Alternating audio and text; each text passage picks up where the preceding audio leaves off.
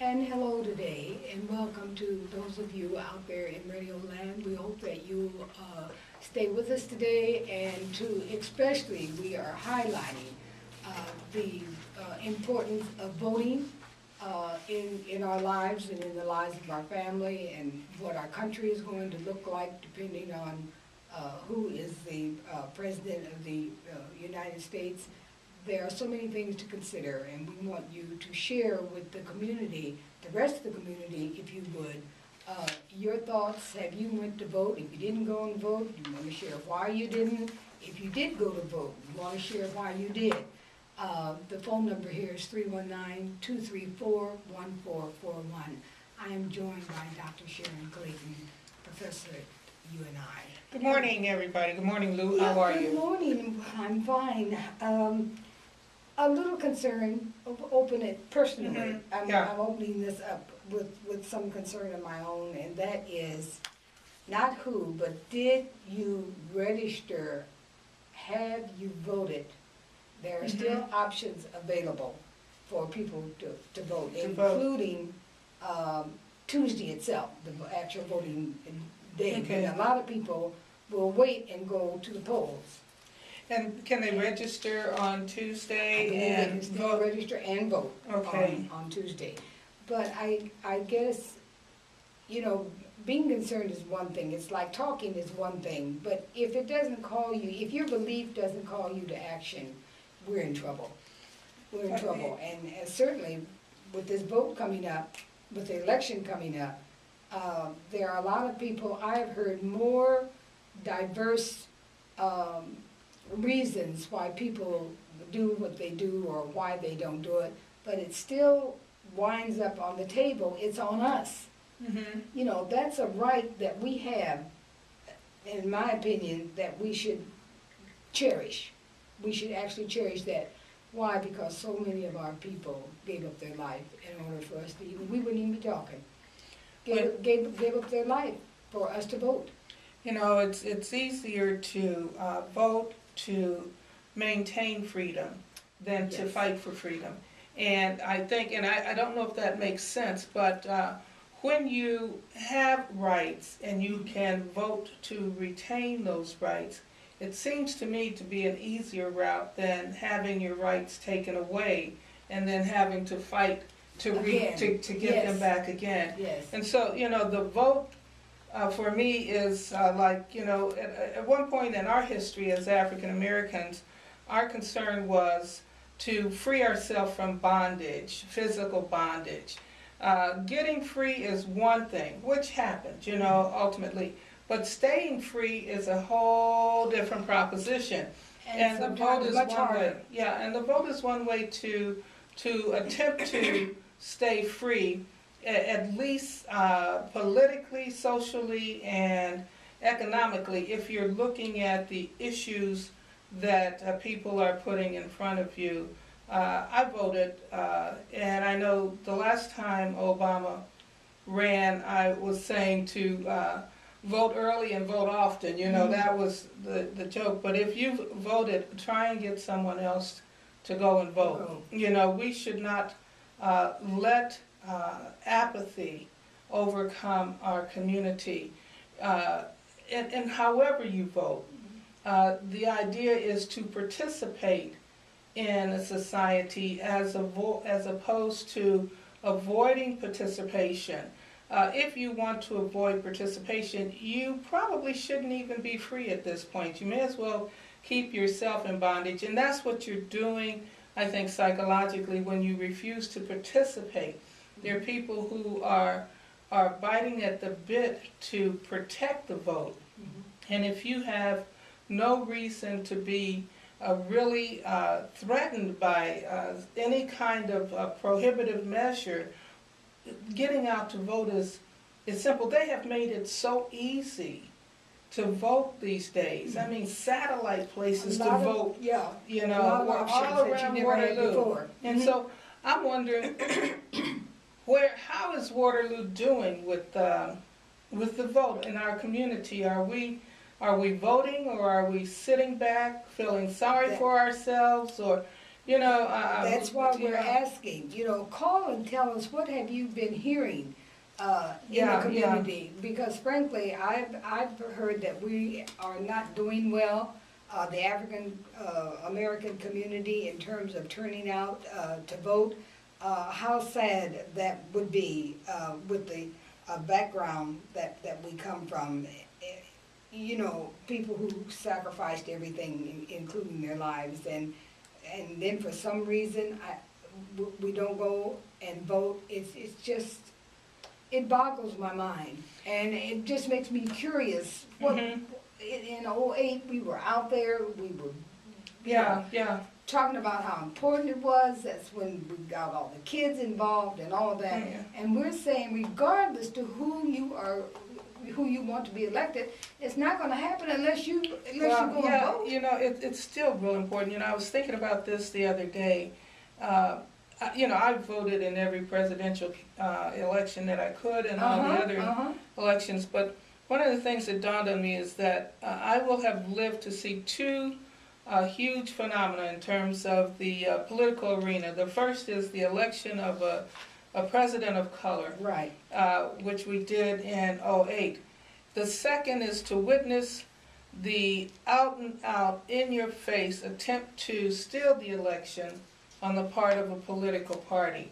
The likes that have never been seen before in terms of what's being done to undermine a sitting president, and to put a new president in. So those two things, I think if I have ever grandchildren or great-grandchildren, are two of the stories that I could tell about two huge things that happened in my lifetime in the political arena. The election, the first election for 4 years of a president of color, and then I would be saying, and child, do you remember? I remember when they tried to take the vote away in 2012.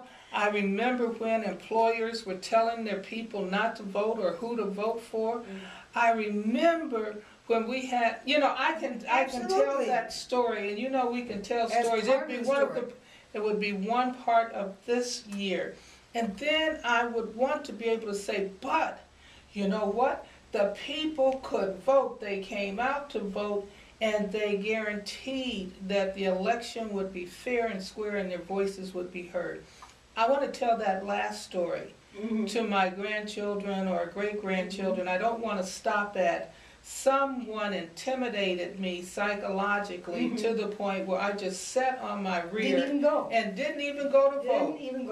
Yeah. And so I tell you, these are the best and worst of times, I believe. They are, for sure. So I'm sorry about that. One of the other things that we find as we're looking at our community, and I'm hoping that anyone who hears anybody talking about going to vote, if there's some impediment in your way, you certainly can call here at KBBG, and we will do whatever is necessary to see that you get to the poll. We know that there, as you said, there are satellite offices. For the first time that I know of, where you could go to a satellite and register and vote. On the election day itself, people will go to their designated polling places. You can still register to vote. It just makes us wonder, what is it we need to do in order to not maybe change the course of history, but just to make sure that we are doing what we should do. Because I know there will be the aftermath, and people will be complaining about what happened or what didn't happen. But if you question them closely, you'll find out a lot of those same people had not voted. Beverly, just want to make clarification on the satellite location. The satellite, those locations, the last event was the 27th of October. There are no more satellite locations. The only other place you can vote at outside of your designated poll will be the elections office, where you can vote. That's the only place where you can both register and vote. At the polling places, you can vote. But you cannot But you have to register. go to the County Board of Elections, is that what you're saying? Down If in you the need to courthouse? register Okay. and If you vote. need- yeah. Right. All If the you need to registration vote, just needed go to to be your- done with the exception of registering and voting Mhm. at the elections office. Okay. Okay. You need to know that. Yeah. You need to make sure that. That's you're still telling a people. big plus too, Bev, that people Absolutely. can register up to the last minute. Yeah, They can Absolutely. register and then they can get their ballot. okay. Absolutely. I mean, they've made it so easy for us to do this. I'm wondering, I kept talking to my students about voting, and I'm really proud to say that in my classes, I may have only had, and these are classes of 35, a couple of students who haven't voted yet, Mhm. because they did have the satellite place on campus. Mhm. And all of those students have voted. Of those students that I have, I only have 3 black students out of all my students. Now, I'm mentioning that because people might presume that the classes that we teach would be inhabited by black students. But out of over 100 students, I have 3 black students. And so the preponderance of those folks on campus voting out of my classes were young white Americans who want to take part in this system and who are advocating one way or the other, but they are really excited, and I want our folks to be excited about voting in the same way. Get out there and vote. I'm reminded, when people say they're not voting, I'm reminded of a small essay that W.E. Du Bois wrote in 1956, and it was published in, I believe, a newspaper, and it was titled "Why I Won't Vote." I'm hesitant, but the reasons that he gave, the reason I mentioned that is because the problems that existed in 1956 were the same problems. He was disillusioned and he did vote for third parties, but the problems with corporate, the importance of corporations in our society running our government, the problems of the poor, the problems with education, all of those are the same problems that existed in 1956. Now that would have been the Eisenhower era, I believe. Yes. I'm not sure, but this is 2012. Now, one of the things that I do know is that when we have voted not just for the president, but for our representatives in the national and state legislative bodies, we're able to get change accomplished. It's not just the president. That's It's right. voting down the ticket so that you can get people who have your concerns at heart. If you're concerned about incarceration rates in Iowa, you've got to look at who you're putting into our state, That's right. into our state legislative positions, into our judgeship positions, etc. The notion that my vote's not going to make a difference, that suggests to me that people are thinking only about the national presidential election when they should be thinking about all of the particular people running for office. The other thing too that we've got to remember is that whoever comes in on the national level as president will have a huge impact not only on your life but your children's life, because there's a possibility that Supreme Court judges will be appointed by the new president. We have one judge, a Supreme Court judge, who is not in good health. We have another one who's ill. So it's possible that that person will appoint 2 to 3 judges, Supreme Court judges, and the threat to social programs becoming unraveled is keen. And that position with the Supreme Court could impact the lives of your children and your children's children, because they stay in. Of course, for life. They stay in for For life. life, a little true. Yeah. It has been said that there's just great concern about Waterloo, because, I mean, this is where it all started, and this is where it's all going to end in terms of hearing the people who are running for office, and we've had exposure to that more than once. We've had a chance to learn and listen and to hear and to ask questions. May not have taken advantage of it, but it was there. I would know that somehow or another, I hope that we are not missing the boat. Today is Friday. You still have a few days left that if you haven't went to vote, haven't registered, you still have some time to do that. And that's our biggest push, that's our biggest wish, Scharron, is that people go and vote. Exercise your right. Exercise your right. Do not give it away. If we don't do this, there will be regrets. And not just because your favorite person did not win, but we should have learned something along the way. We should learn how our political system works. We should ask questions of the people who come through your city and into your churches and into your organizations. We should, but most of the time we just sit there and listen.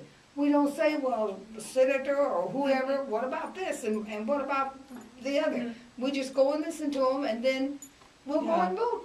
But we haven't really found out as much as we possibly could. Maybe what you find out is already in line with what you already believe. That's fine.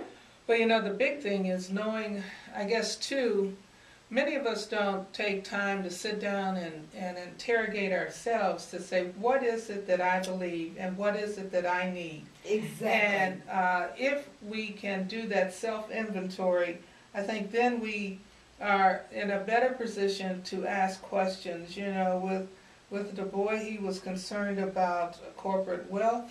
He was concerned about racial inequality. He was concerned about arms proliferation. He was concerned about unaffordable health care. These were things, and he was concerned that there seemed to be a lack of clarity between the two parties, but these were his concerns. These are the concerns that we have today. You know, we're concerned about those same things. For instance, with the Affordable Health Care Act that Obama passed, many of us don't know the intricacies of that particular bill and how we are benefiting and how we will benefit in the future. I wish it was even more intense so that we could keep our children on our health care, on our insurance a longer period of time. I am very concerned about pre-existing conditions because of my health. We don't know enough about what we do have in place to switch to something that we know nothing about because it hasn't been made clear. On the other side, there's just talk that we want to remove the Affordable Health Care Act. But in terms of what would be put in its place, you tell me what you've heard.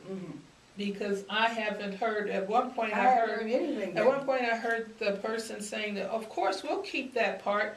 And they were talking about keeping parts and most of what the bill included. But that was when there was a movement towards the center. Now you haven't heard anything at all. So you know, we have to know what it is we want so that we can ask questions. Many of us in our communities across the country, we're not living in the middle class, we're living in poverty, you know, based on federal guidelines. We've heard people talk about what they want to do for the middle class. Well, what do you want to do for people who are living in poverty? One group wants to cut out welfare, pretty much, food stamps, Medicaid, for child care. You know, one group wants to just cut those things out. I heard a person, Gordon Norquist, back in February, the one who drafted that bill saying that everybody should sign on not to raise taxes. But he said, basically, he said, we as Republicans, I'm sorry, but we know what we want. All we need is somebody in place who's going to sign what we take to them. Wow. Now that was a pretty strong, and I have his quotes, and guess what? you know. People are willing to work for that.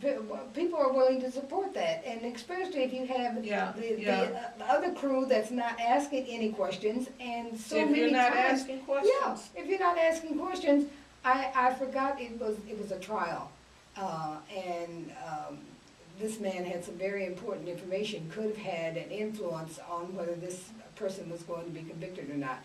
And so the lawyer at one of the breaks, he says, why on earth, you know, why didn't you tell me that? He said, or why didn't you make a response to that? Anyway, the point was, the man said, nobody asked me. That was his answer. Nobody asked me. Nobody really asked. So he didn't tell him. He knew.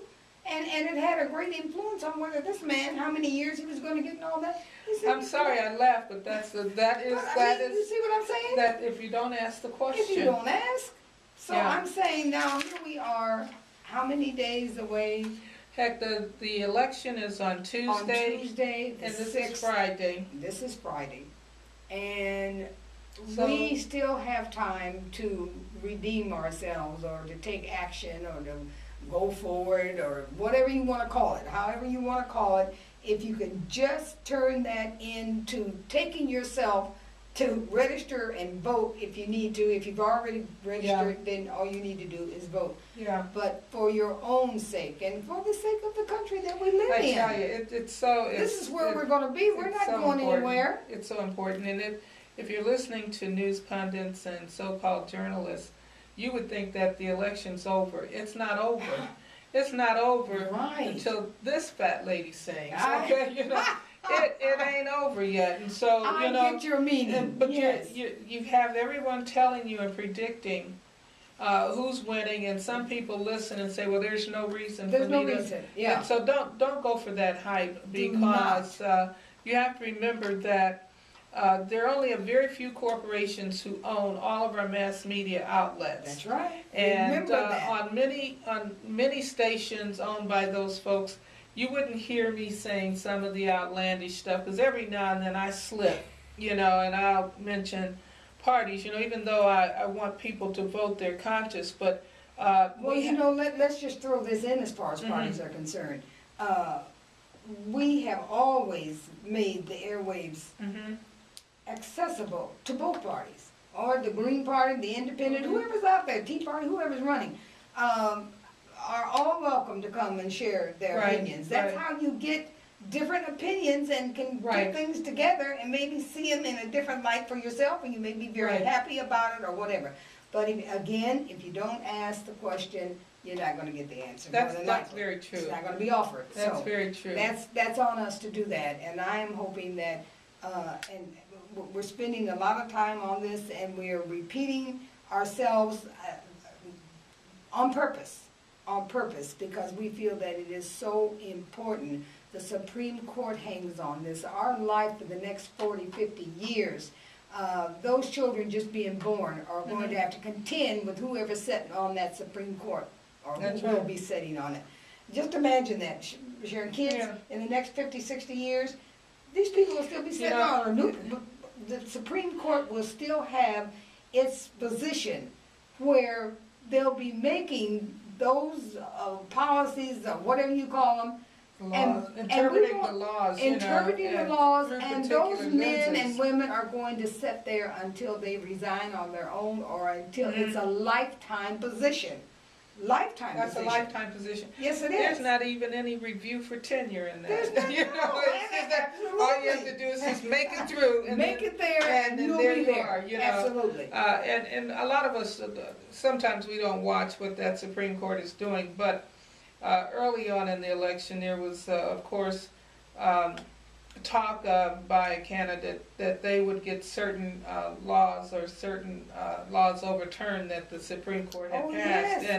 And very, very much in your face. The thing is, you have been told everything that mostly everything that people will do. And so whatever happens, you've got to be willing to live with one candidate or the other, one state legislator or the other, one state senator or the other, one judge or the other. Right. You've got to be willing to say, okay, I can live with this. And you better start making some plans, you That's know, right. as to how you're going to live, because if many people respond like some of us in Waterloo have responded by not getting out to register and vote, then the worst of times may come to you, and it'll be too late to cry and moan and complain at that point.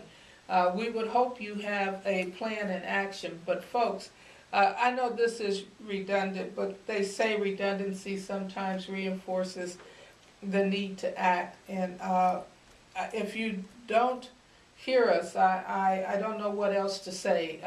If you don't hear us and the election goes in one particular way, you may never hear us again, because on the table too is the defunding of one of the major organizations that funds public radio. That's right. And this That's is right. a public radio station. And so I would hope that our voices are being heard, Lou, and that people will take our energy and our passion in the right light, simply because we sit here with many years of experience between us, just as many of our listeners have many years of experience, and we can recall, I can recall being thrown up against walls in Detroit by the police who would just stop you in the 60s at any time. For anything. For anything. Yeah. I can recall the marches, and I can recall the National Guard coming on our campus at Central State University in Ohio and being sent home. I can recall Kent State. I can recall all those. I don't want to go back to those times. Right. You know, so I would hope that folks, if you don't feel an immediate need, I would hope that you begin to think today, because you still have time to get out there, to get registered if you're not registered, by going to the Board of Elections in the courthouse, and then voting. You know, if you're near a computer or the library, you can go online to see who's running, just to see, well, this is important to me. You can go online and see who's thinking what, and be able to vote knowledgeably too. So that is where the line is going to be drawn. Those who not only talked, but called themselves to action. And whoever it is that you are wanting to be president of these United States, and you want your vote to count, you have to vote. yeah, You want your vote to count, you have to vote. you have to do that. Yeah, so Yeah. we want to, we hope that we have said something today that will linger with those who have not been to vote, and call them to action, and all of you who have voted. We're certainly glad about that as well. As they say, it's not over until it's over. So, and Dr. Clayton had said, you know, don't just not go because you heard something and you just say, oh well, it don't make no difference now. You know, it does make a difference. And throughout the years that KBBG has provided services and opportunities through media here in this community, touched on it just a little bit. We need to be vigilant. And we need to vigilant be in your voting. ever So, vigilant. ever you know. vigilant. We will just close this FYI, which I consider one of the important ones, because if we don't do it, who will? So on November 6th, the direction of our country will be decided. Your vote matters. I want to thank you for tuning in. Tune in again for the next FYI. You know, I was thinking about